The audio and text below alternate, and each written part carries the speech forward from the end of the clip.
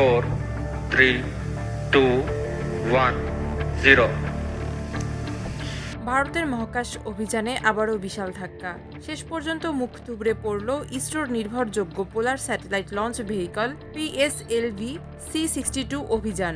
সোমবার সকালে শ্রীহরিকোটার সতীশ ধাওয়ান মহাকাশ কেন্দ্র থেকে সফলভাবে উৎক্ষেপণ হলেও কক্ষপথে পৌঁছানোর আগে নিয়ন্ত্রণ হারায় রকেটটি। এর ফলে মহাকাশে ধ্বংস হয়ে গেল রকেটে থাকা 16টি স্যাটেলাইট।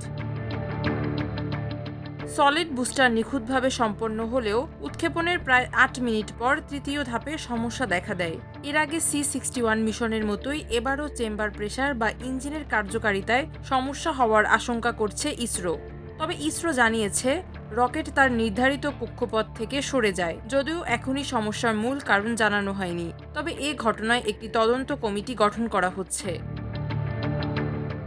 এর আগে 260 টনের PSLV-C62 সকাল 10:17 আকাশে উৎক্ষেপণ করা হয়।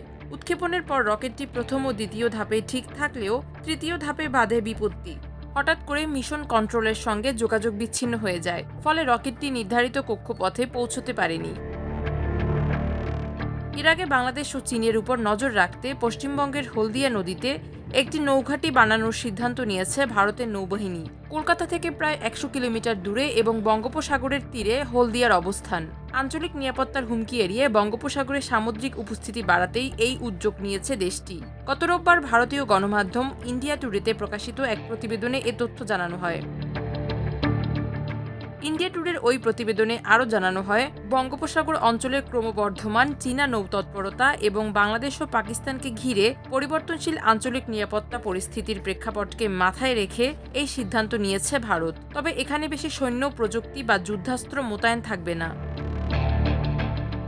নৌবাহিনীর নতুন ঘাঁটি তৈরির কাজ ইতোমধ্যে শুরুর পথে আছে, এমনটাই জানিয়েছে দেশটির নৌবাহিনী। নতুন এই ঘাঁটিতে ফার্স্ট ইন্টারসেপ্টর ক্রাফট এবং new water jet first attack ক্রাফটের মতো ছোট যুদ্ধজাহাজ রাখা হবে CRN-91 গান এবং নাগাস্ত্রা সিস্টেমের মতো লয়টারিং মিউনিশন সক্ষমতা, যা তাদের নিখুঁত আঘাত হানা ও নজরদারি সক্ষমতা আরও বাড়াবে। তবে এখনও পর্যন্ত জেটি নির্মাণের কাজ হয়নি। খুব শীঘ্রই এই সংক্রান্ত কাজ করা হবে।